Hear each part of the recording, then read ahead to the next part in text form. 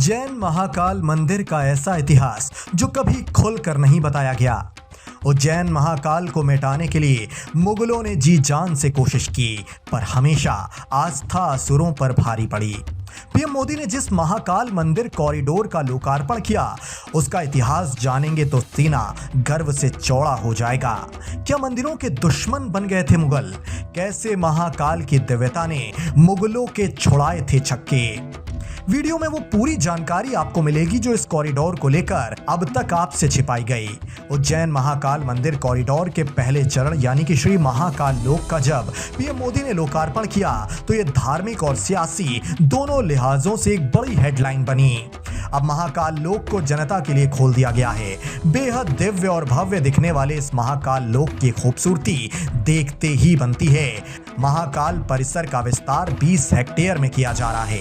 विस्तार के बाद महाकाल मंदिर परिसर उत्तर प्रदेश के काशी विश्वनाथ कॉरिडोर से 4 गुना बड़ा होगा। काशी विश्वनाथ कॉरिडोर 5 हेक्टेयर में फैला है। देश के 12 ज्योतिर्लिंगों में उज्जैन का महाकाल मंदिर अकेला दक्षिण मुखी ज्योतिर्लिंग है। मंदिर का इतिहास भी काफी पुराना है। इसकी कहानी भी काफी रोचक है। कई बार मंदिर को ध्वस्त करने के लिए आक्रांताओं ने कोशिश की, लेकिन वो नाकाम रहे। करोड़ों भारतीयों की आस्था आक्रमणकारियों पर भारी पड़ी। आज हम आपको महाकाल मंदिर की पूरी कहानी बताएंगे, कब और कैसे इसकी स्थापना हुई और कब कब इस पर आक्रमण हुए। महाकाल मंदिर का इतिहास सदियों पुराना है। महाकवि कालिदास और तुलसीदास की रचनाओं में महाकाल मंदिर और उज्जैन का उल्लेख है। कहा जाता है कि महाकाल मंदिर की स्थापना द्वापर युग में भगवान श्री कृष्ण के पालनहार नंद जी से 8 पीढ़ी पहले हुई थी। शिव पुराण के मुताबिक मंदिर के गर्भगृह में मौजूद ज्योतिर्लिंग की प्रतिष्ठा नंद से 8 पीढ़ी पूर्व एक गोप बालक की ओर से की गई थी। जब भगवान श्री कृष्ण उज्जैन में शिक्षा हासिल करने आए तो उन्होंने महाकाल स्रोत गाया था। गोस्वामी तुलसीदास ने भी महाकाल मंदिर का उल्लेख किया है। 6वीं शताब्दी में बुद्धकालीन राजा चंद्र प्रद्योत के समय महाकाल उत्सव हुआ था। इस मंदिर की महिमा का वर्णन बाणभट्ट, पद्मगुप्त, राजशेखर, राजा हर्षवर्धन, कवि तुलसीदास और रविंद्रनाथ की रचनाओं में भी मिलता है। मंदिर द्वापर युग का है, लेकिन वक्त वक्त पर इसका जीर्णोद्धार होता रहा है। मंदिर परिसर से ईस्वी पूर्व 2वीं शताब्दी के भी अवशेष मिले हैं, जो इस बात का प्रमाण है। महाकाल मंदिर 3 भागों में बना है। दिव्य ज्योतिर्लिंग मंदिर के सबसे नीचे भाग में प्रतिष्ठित है।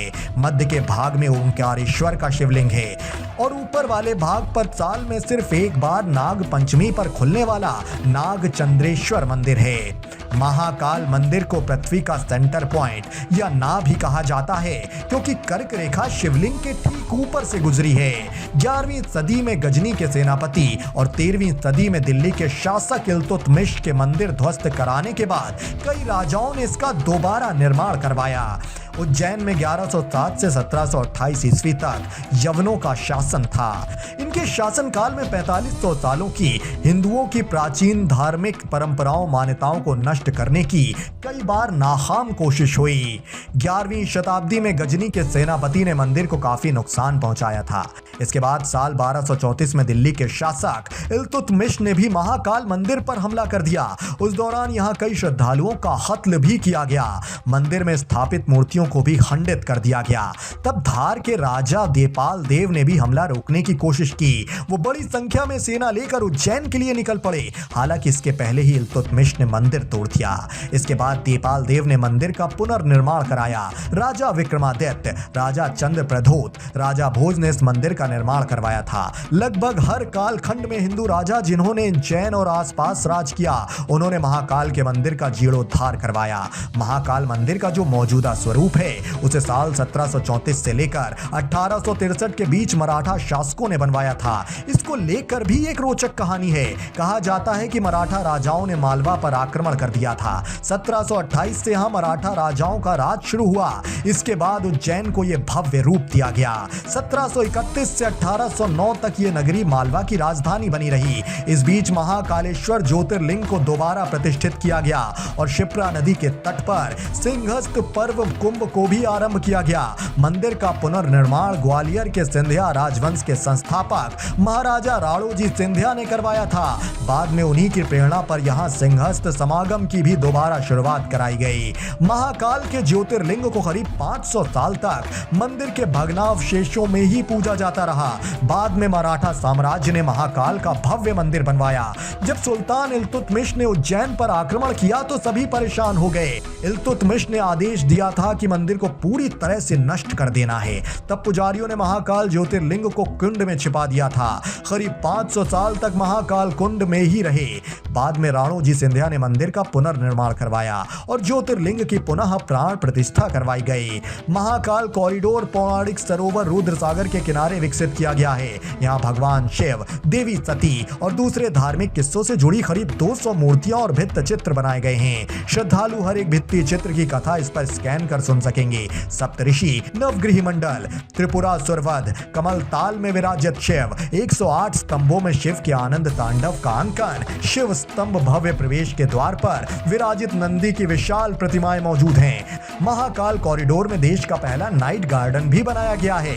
महाकाल मंदिर विस्तारीकरण प्रोजेक्ट का काम करीब 750 करोड़ रुपए की लागत से किया गया है। इसके तहत पहले चरण में महाकाल पथ, रुद्रसागर का सौंदर्यीकरण, विश्राम धाम आदि काम पूरे किए जा चुके हैं। विस्तारीकरण के कामों के बीच हाल ही में महाकाल पथ श्रद्धालुओं के लिए खोला गया था। त्रिवेणी संग्रहालय के पास से महाकाल पथ का बड़ा द्वार बनाया गया है। विस्तार के बाद महाकाल मंदिर के सामने का मार्ग 70 मीटर चौड़ा हो गया है। महाकाल मंदिर चौराहे तक का मार्ग 24 मीटर चौड़ा किया जा रहा है। विस्तारीकरण के बाद महाकाल मंदिर का क्षेत्र 2.2 हेक्टेयर से बढ़कर 20 हेक्टेयर से ज्यादा हो गया है। Bureau report.